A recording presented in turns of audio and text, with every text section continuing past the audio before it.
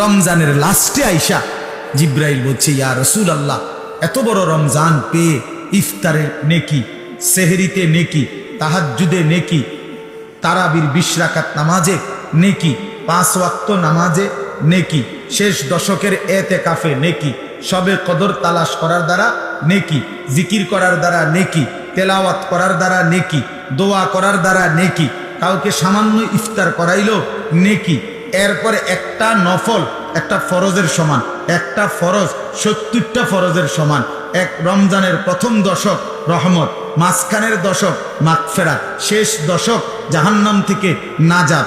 আল্লাহ বলেন জিব্রাইলের মাধ্যমে, নবী এত কিছু দিয়াও যেই বেঈমান রে মন গলাইতে পারলাম না, তারে আমি ভালো করাইতে পারলাম না, আমার দিকে ফিরাইতে পারলাম না, তার উপরে আমি আল্লাহর লানত, আমি ফেরেশতারও লানত। তো নবী বলে আমিন, হ জিব্রাইল, আমি মুহাম্মদেরও লানত।